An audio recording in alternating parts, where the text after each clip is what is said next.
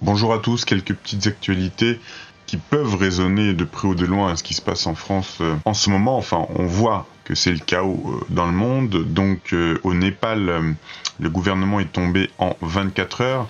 Donc chose dont a priori les médias français ne parlent pas, on comprend bien pourquoi.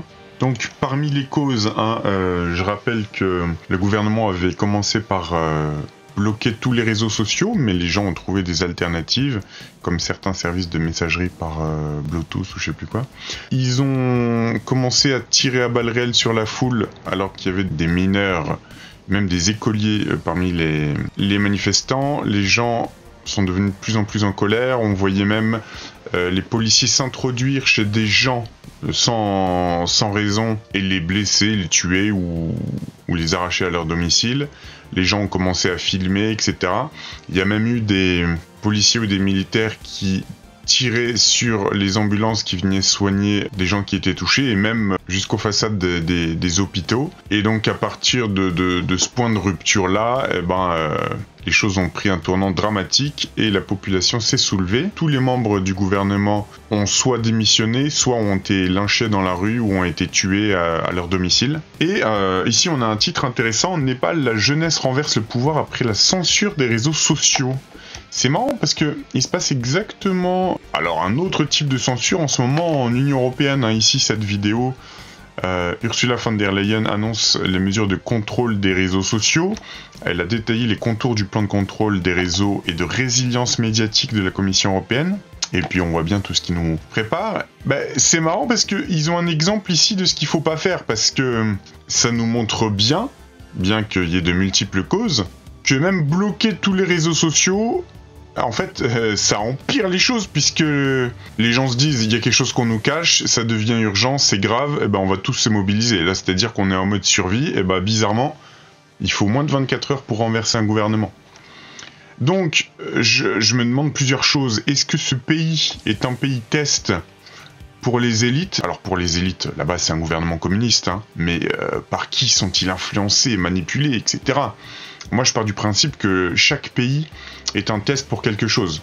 La Suède à une époque ça a été le fait de tester les paiements par carte très tôt, et puis même pour des très petites sommes, acheter des carottes dans un marché, etc. La France, ça va être, on va tester d'autres choses dans ce pays, l'Allemagne autre chose, etc. Vous voyez ce que je veux dire? Et moi je vois soit ça comme un test d'une certaine faction, alors est-ce que ça vient des élites, c'est-à-dire on va prendre ce pays-là qui fait 30 millions d'habitants, visiblement les choses sont tendues, alors que le peuple népalais au passage était connu pour être très pacifiste. Enfin moi c'est ce qu'on m'avait toujours dit, une majorité de bouddhistes, etc. Donc on va prendre ce pays comme un pays test, on va bloquer tous les réseaux sociaux, on va demander au gouvernement communiste de le faire parce qu'il y aurait un soi-disant danger, bref. Et ensuite on va envenimer des manifestations et voir jusqu'où on peut pousser le bouchon si jamais on touche aux réseaux sociaux. Pourquoi pas, ça pourrait être un test. Et ils ont eu la réponse. Tout est en flammes, les gouvernants ont été lynchés, etc. Donc je sais pas si c'est ce qu'ils veulent, mais en tout cas ils ont une réponse. Et bien sûr qu'on peut faire des rapprochements avec ce qui se passe. Alors, il y a quelques jours, il y avait eu aussi, je ne sais pas si vous le savez, les débuts de guerre civile en Indonésie. Pareil, donc on voit que le chaos prend un petit peu partout. Alors, toujours pour rester en Asie, le Vietnam a clôturé du jour au lendemain 86 millions de comptes bancaires. Et cette vidéo nous dit, et se soumet à la prise de pouvoir de l'OCDE. Donc c'est probablement à la suite de certains accords avec l'OCDE ou sous leur influence, que le Vietnam, les élites dirigeantes ont décidé de faire ça. Au Vietnam, il y a environ 100 millions d'habitants, il y a environ 200 millions de comptes bancaires, ils en ont fermé 86 millions. Alors, les motifs sont extrêmement flous, on ne sait pas du tout pourquoi exactement. Alors, beaucoup de comptes d'étrangers, même de gens qui vivent là-bas, ont été fermés sans aucune explication, etc. Moi, ce que je trouve intéressant, c'est que on a le sentiment en ce moment que les pouvoirs bancaires veulent tenter une mainmise de dernier espoir, de mainmise sur le monde. Enfin, comme si ça allait marcher. Nous aussi, il y a des problèmes bancaires récemment. Alors, je mets la source parce qu'il y en a qui vont dire Oh, mais l'opposition contrôlée rend les choses pires que ce qu'elles sont. Je n'ai jamais entendu parler de ça. Même dans les médias mainstream. Hein. Une grosse panne avait affecté c'était le 30 août, juste avant la rentrée, affecté des millions de clients du Crédit Mutuel et du CIC, une cause interne évoquée. Mais on pourrait aussi parler, comme j'ai dit dans une autre vidéo, de répétition générale ou de menaces déguisées pour le peuple, ou de voir si en cas de problème majeur ils pouvaient empêcher les gens de retirer de l'argent, etc. C'est d'ailleurs pour moi une des raisons du fait qu'ils ferment des distributeurs de billets depuis des années, soi-disant ça coûte trop cher, etc. Mais attendez, comment vous avez fait, comment vous faisiez pendant 35 ans avant, ça coûtait pas trop cher de mettre des distributeurs de billets? Donc là, je mets cet article, c'est Le Monde à l'envers, les habitants de Huy concernés par la fermeture du distributeur Belfius, etc. Pour moi, c'est pas parce que ça coûte trop cher qu'ils les ferment, c'est parce qu'ils veulent contraindre les gens petit à petit et les habituer à ne plus utiliser de cash, parce que c'est compliqué de s'y rendre, de trouver un distributeur. Donc, bah oui, utilisez votre carte, c'est plus pratique, ou même votre téléphone. Je vois de plus en plus de gens là, au restaurant, à l'hôtel, payer super pratique, ils ont l'impression d'être modernes. Payer avec leur téléphone comme ça. Ça marche une fois sur deux, mais bon, c'est pas grave. Avec leur téléphone qui, j'imagine, c'est un truc iPhone ou Samsung, machin, avec identité biométrique, c'est-à-dire ça reconnaît votre empreinte digitale, etc. Enfin, la totale, quoi. T'imagines un hacker qui s'introduit dans les téléphones de ces gens, il a toutes vos données biométriques, vos données de paiement, enfin, super. Toutes votre photos, toute votre life, génial. Donc oui, moi je pense que c'est une stratégie des banques, évidemment, de supprimer au fur et à mesure les distributeurs de billets, pour qu'on ait plus cette liberté de pouvoir acheter sans être tracé. Hein. Alors dans cette vidéo d'ailleurs, ce monsieur qui est vietnamien, il dit que là-bas, ils font pas les choses à moitié. Hein. On est à un stade plus avancé que dans des pays européen par exemple. Il dit là-bas, votre compte bancaire, etc. est déjà attaché à des données biométriques, c'est-à-dire que tout est déjà tracé, on sait exactement qui achète quoi, à quel moment. Alors, parallèlement à tout ça, on a un membre de la jeunesse pro-Trump qui a été assassiné, donc il y a aussi pas mal de meurtres, de figures liées à la droite ou l'extrême droite, tout dépend qui on met dans quoi, mais bref. On peut rapprocher ça aussi du fait que 7 politiciens d'extrême droite sont morts quasiment simultanément en Allemagne. En gros, c'est entre le mois de mai 2025 et le mois de septembre. Il y a environ 2 de ces politiciens qui sont morts chaque mois. De mort naturelle, bien sûr. J'imagine qu'on peut susciter ça aussi. Et alors que ce parti, l'AfD, c'est un parti qui est évidemment très conservateur sur toutes les positions comme l'immigration, etc., etc. Donc, est-ce qu'on cherche... Alors, là est ma grande question. Est-ce qu'on cherche, ou est-ce que les élites libérales, etc., cherchent à les affaiblir, que ce soit un parti comme celui de Trump ou en Allemagne, etc., à les affaiblir pour ralentir leur progression qui semble inéluctable dans les pays européens? Mais c'est bien sûr extrêmement maladroit. Parce que même en Allemagne, je crois que le parti est tellement énorme qu'il y a 40 000 membres qui seraient éligibles pour pouvoir être élus. Donc, je veux dire, on sait très bien qu'avec des gens qui sont décidés, fermement décidés, ça ne fait que renforcer leur légitimité, leur colère, etc. C'est évident. Et vous avez vu aussi le mécanisme, rien à voir, mais au Népal, on ferme les réseaux sociaux, ils vont lyncher les gouvernants. Je veux dire, c'est l'inverse de ce que le gouvernement pourrait souhaiter s'ils réfléchissent pas. C'est-à-dire, on croit contrôler, mais en fait, ça fait perdre tout contrôle. C'est évident. Donc, quel est le but derrière tout ça? Est-ce que c'est d'affaiblir ces partis pour, que surtout pas l'extrême droite passe? Moi, je pense pas. Moi, je pense que il y a des forces invisibles, alors qu'elles soient humaines ou pas, qui attisent le chaos, le conflit, pour justement faire advenir plus rapidement tout ce qui est souhaité en secret par certaines élites ou autres. Donc en fait, que ça soit assassiner des gens, bloquer les réseaux sociaux, etc., j'imagine que parmi les élites, certains savent que ça ne fait que renforcer le contraire. Évidemment, enfin je veux dire, c'est un grand classique. Ça renforce eh bien justement la montée de ces partis ou de ces revendications. Et je me disais ça aussi avec l'Angleterre. Vous imaginez qu'il y a encore, récemment là, il y a encore des émeutes de l'extrême droite, dit-on, anglaise, enfin bon, c'est le peuple hein, maintenant.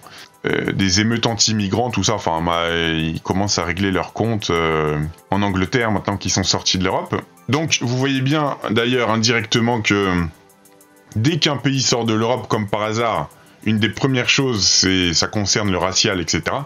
Ce qui prouve bien que tout ça a été fait sans l'assentiment des gens, puisque les gens, finalement, ne sont pas d'accord avec le fait de leur imposer une immigration massive, etc. Mais vous vous rendez compte que les émeutes en Angleterre, là, encore il y a quelques jours, c'est encore, si j'ai bien compris, des résultantes de l'attaque au couteau mortel en Angleterre, vous savez, où il y avait un Rwandais, un Anglais d'origine rwandaise, qui avait tué 3 fillettes anglaises. Et je crois que comme il y a encore le procès... Vous voyez, ils sont un peu plus excités quand même. Les Anglais, quand ils veulent... Enfin, je veux pas donner des conseils, etc., mais... Quand ils sont décidés, hein, c'est comme les Népalais...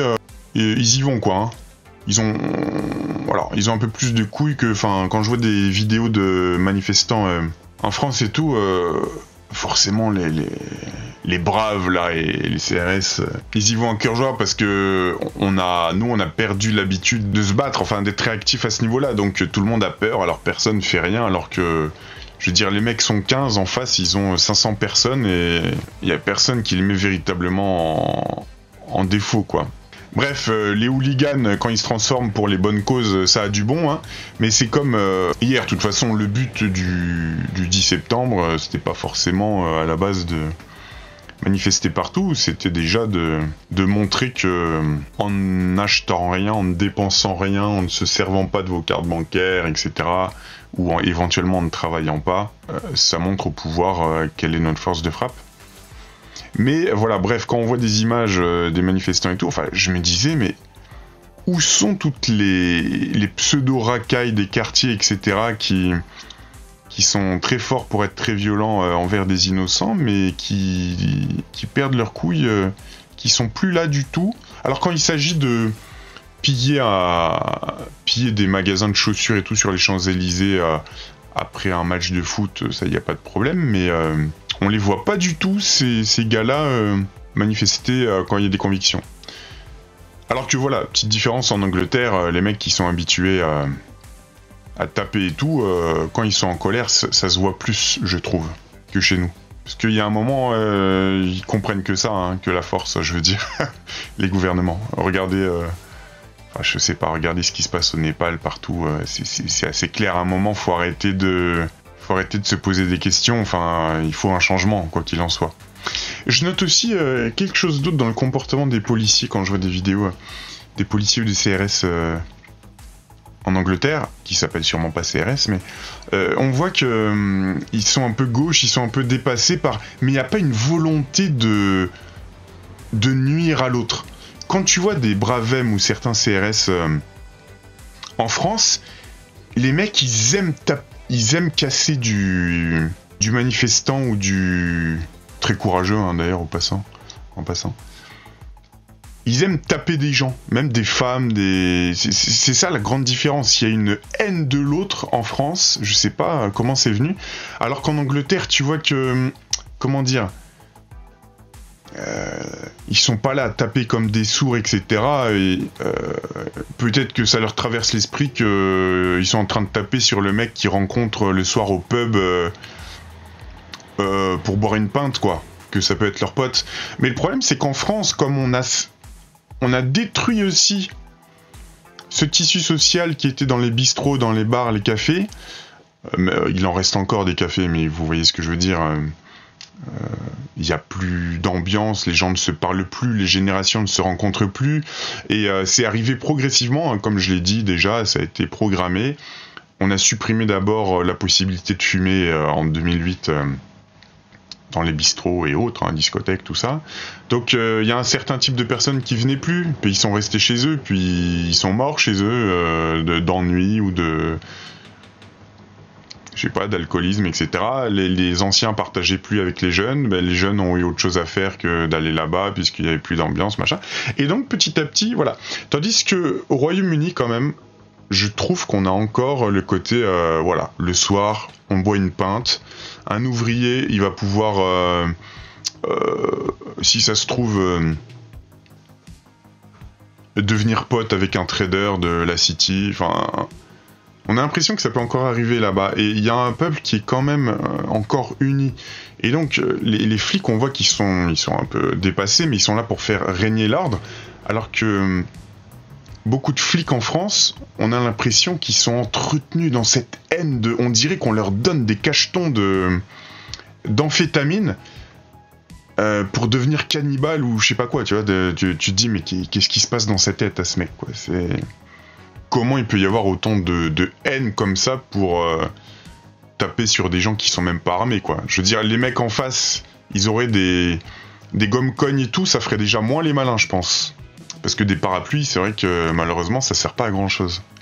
Bref, donc, comme les médias mainstream ne nous parlent pas de tout ça, hein, c'était pour faire un petit point sur ce qui se passe en Asie, les fermetures de comptes bancaires, la tentative de prise de pouvoir, hein, pour moi, des banques, en fait, de contrôler, en fait, une dernière tentative de contrôle de la population par l'argent, finalement. C'est si on sévit à ce niveau-là, ben on contrôle tout. Si on contrôle le fait qu'un mec puisse acheter, j'en sais rien moi, un billet pour se rendre à Paris pour manifester ou s'acheter une barre de fer pour pouvoir se défendre, voilà. Si tu contrôles tout, effectivement, tout devient plus compliqué. Mais on voit aussi que ça peut vite dégénérer, puisqu'au Népal, ils ont brûlé des data centers, etc. Donc toutes ces données que les puissants croyaient avoir sur tout le monde, bah finalement c'est parti en fumée, hein. Ça peut aller très très vite aussi. Et oui, pourquoi je parlais de l'Angleterre? Parce que je me suis dit, déjà que c'est tendu dans ces pays depuis quelques années, enfin les gens sont de plus en plus pauvres, etc. En plus, on a l'impression qu'on leur met des agents du chaos. C'est-à-dire, voilà, ça va être un barbu qui va assassiner 3 fillettes pour, au bon timing, pour bien faire repartir tous les gens d'extrême droite, etc. Et finalement, pour les faire gagner en puissance. Vous voyez ce que je veux dire? C'est-à-dire, comment est-ce que vous rendriez des partis qui autrefois étaient impopulaires et un peu oulala, fallait surtout pas paraître d'extrême droite, et comment vous allez accélérer le processus finalement, si c'est ça que vous souhaitez?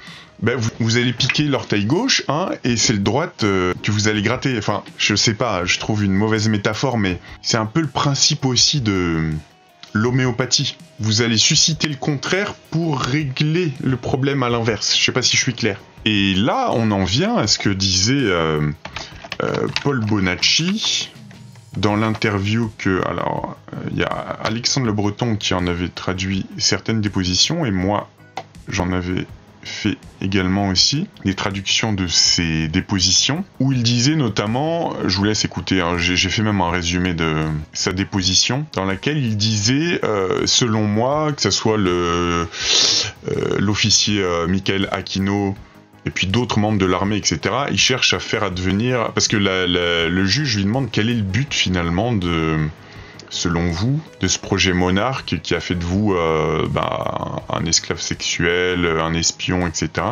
Et lui, il dit, de ce que j'ai entendu et ce dont je me souviens, malgré mes personnalités multiples, c'est que le but, c'est de faire advenir l'antéchrist et le chaos au sein du gouvernement des États-Unis. Donc on imagine aussi au sein de la planète, mais... Et en fait, moi, je me demande souvent, vous savez, ces tueurs isolés aux États-Unis, ces tueries de masse, etc., ou ces agents du chaos, finalement, qui vont tuer 3 fillettes en Angleterre, pile au moment où ça pourrait embraser les choses, et comme par hasard, ça arrive en France, pour d'autres choses, ça a été Naël, enfin bon, bref. Et on se demande si finalement, c'est pas des agents du chaos, mais alors par qui sont-ils envoyés ? Qui a envie de tout ça? Quelles élites? Parce que des élites, il y en a plusieurs. Ça peut pas, je pense, provenir des gouvernements eux-mêmes. Ils vont pas s'autodétruire, enfin, ça pourrait être plus rapide si vous voulez le faire quelque part.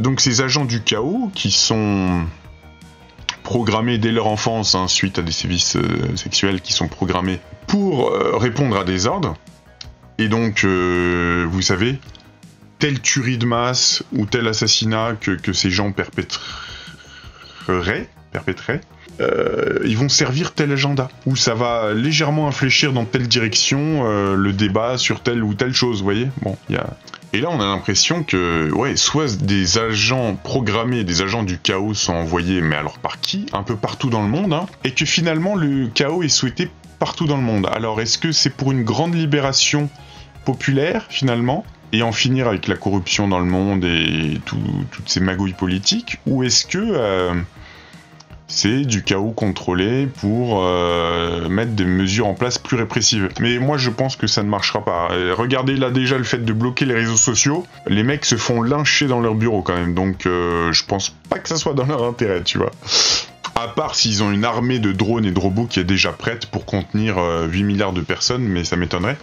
Et donc voilà, moi je pense à des agents du chaos qui sont programmés pour ça, ou alors vraiment, il faut se rendre à l'évidence, des formes qui ressemblent à des humains, mais qui sont des énergies diaboliques, ça serait les anges de l'apocalypse, enfin les anges noirs de l'apocalypse, qui feraient ce grand travail de nettoyage sur la planète pour faire advenir quelque chose d'autre. Et est-ce que ce serait pas ce qu'on appelle des shaitans ou... Voilà, donc vraiment des entités, diaboliques ou autres, qui prennent corps et qui mettent le chaos dans tous les pays en même temps pour faire avancer le grand plan, et même peut-être le plan de Dieu, dans lequel est inclus le plan du diable. Bon, qu'est-ce que vous pensez de tout ça ?